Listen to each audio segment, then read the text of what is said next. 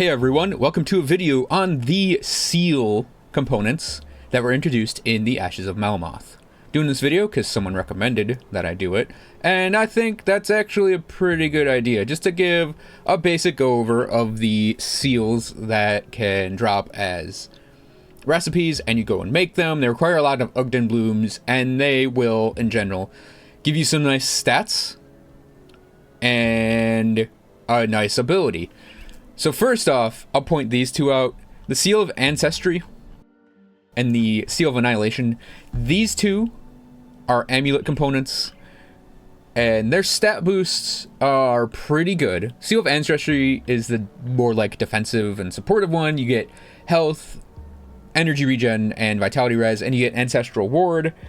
100% chance of activating, 16-second cooldown. You get a damage absorption shield against Aether and Chaos, which is pretty nice if you need more if you just need more protection against those two damage types.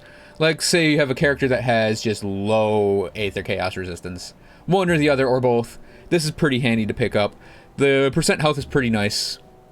It also fixes vitality res. So all around, not a bad component. Seal of Annihilation is strictly better. You get a little spirit, which helps, with gearing for certain characters.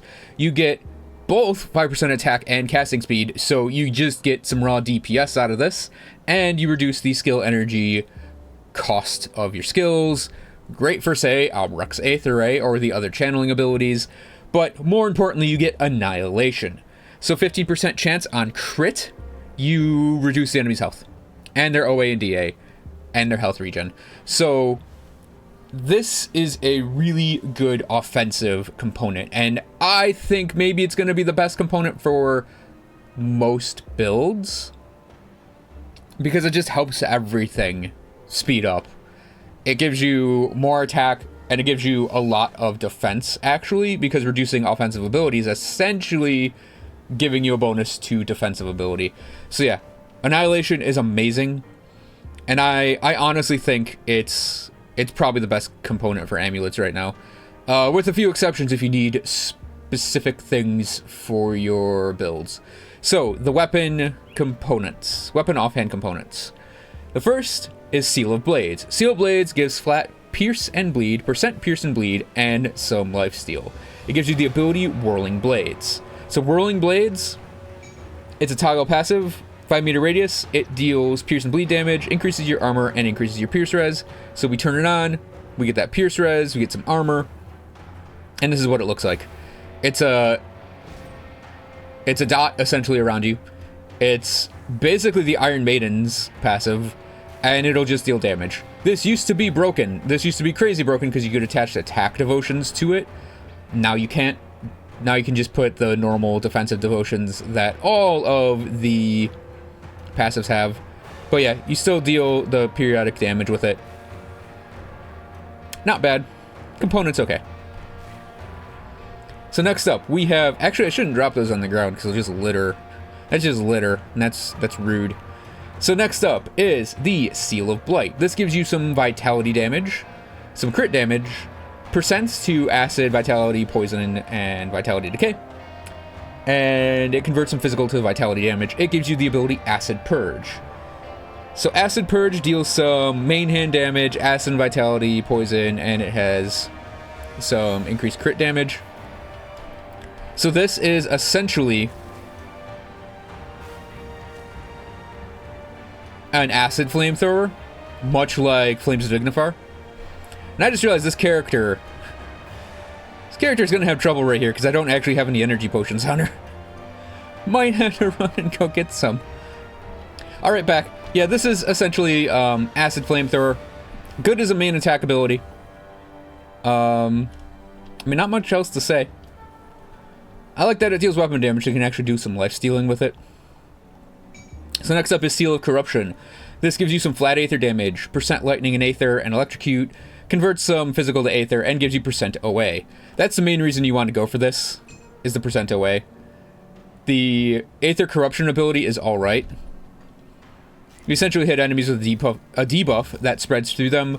It's really good for not so much the damage, but the defense it provides you, in that it reduces enemy attack and casting speed, but that extra little bit of lightning and aether resistance reduction is pretty nice. Not gonna lie. Otherwise, it's not one of the better ones. It's that OA that makes it really special. So next up, we have the Seal of Destruction. Flat fire, some crit, some fire and lightning in their respective burns, convert physical to fire, and you get Stormfire. Stormfire deals fire and lightning, electrocute damage, and has increased crit damage. So Stormfire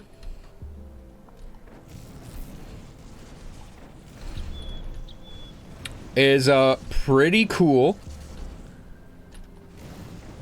It's essentially Fireball that explodes.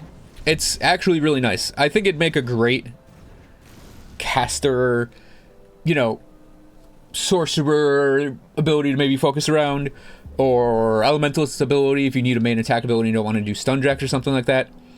I think Stormfire would be a really nice ability for that. Next up, Seal of Might. Physical internal trauma bleed, converts Aether to physical, which is kind of unique, and it gives you some health. The ability is Presence of Might. It gives you a bunch of resistances and gives your pets some resistances. So we turn Presence of Might on.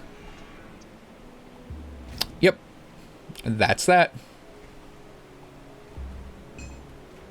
So, Seal of Night. You get some flat cold, percent pierce, cold, and frostburn, convert physical to cold, and you get some percent offensive ability. Chill Spikes is actually really awesome to me, because what button do I have it on? There it is. Okay. Chill Spikes, it's basically cold phantasmal blades. This would be really, really awesome for a cold build. Not gonna lie. I think it's one of the cooler, no pun intended, attacks you get out of this. Both for the ability, but also for the percent away on this component. Really, really nice for like a Spellbreaker, Trickster, maybe even a Reaper to build around that ability. Next up, we have the Seal of Resonance. Seal of Resonance gives you some flat elemental, percent aether and elemental, converts physical to elemental, gives you some health. It also gives you this amazing ability called Arcane Resonance. And Arcane Resonance, I mean, we turn it on and we get 15% resistances to things that stop us.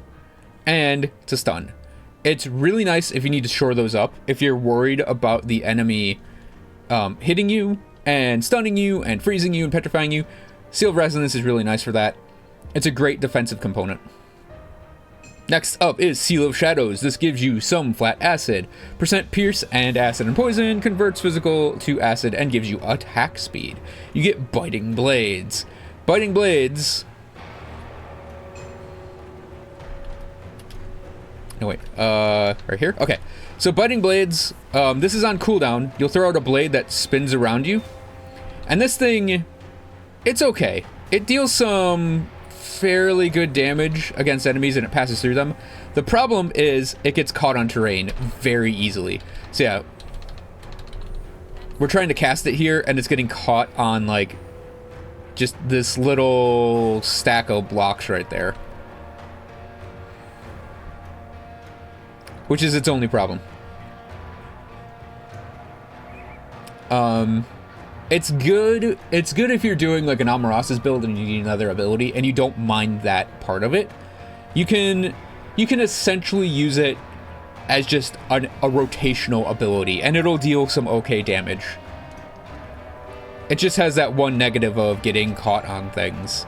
So lastly, we have for activatable things I can I can easily show you Burning Void. What am I talking about? So yeah, we have Chain Lightning from Seal of Skies. Seal of Skies gives you some flat lightning, percent cold and lightning, frostburn, electrocute, converts physical to lightning, and gives you some casting speed. All around a really, really good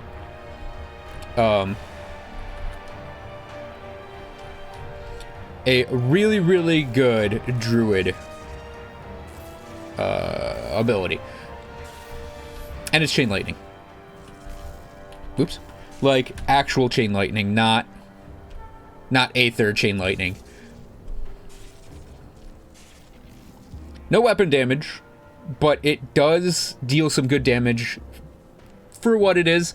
Like with real energy regen, just a little bit of it, you can support it. And this works great with things like Trojan Sky Shards.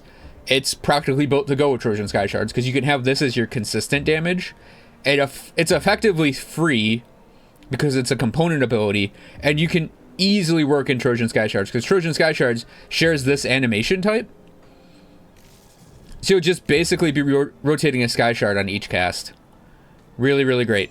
So, Burning Void from Seal of the Void. This gives you Chaos and Fire stuff, flat and percent, and casting speed. Which is weird, given that this is a proc on attack ability. So, this is... Let's just walk up and start swinging.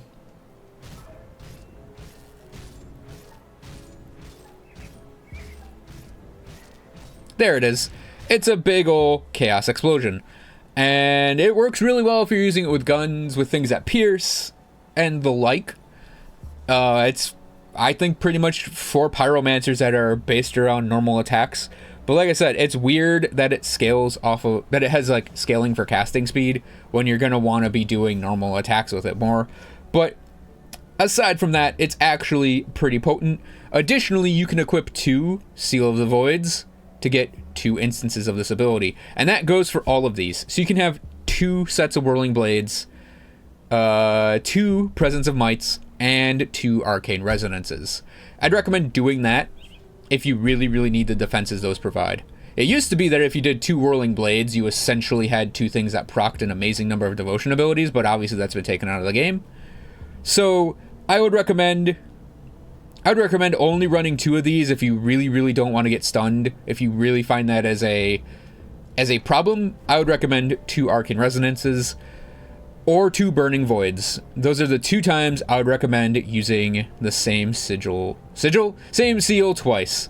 Otherwise, you pretty much are only going to run 1 of these, I think. Maybe 2, like Seal of Resonance combined with Seal of Skies for, say, a Druid. That's actually a really good combination. Otherwise, I think picking one of these that supports your build and rolling with it is fine. For the most part, the ones that I highly recommend if you don't care about the ability are Seal of Corruption for the OA and Seal of Night for the OA. As a generalized one, I'd maybe just recommend Seal of Blades or Seal of Resonance. They go for all the builds because of what they provide. So thanks for watching, everyone. I hope you guys enjoyed this video, and I will see you guys next time.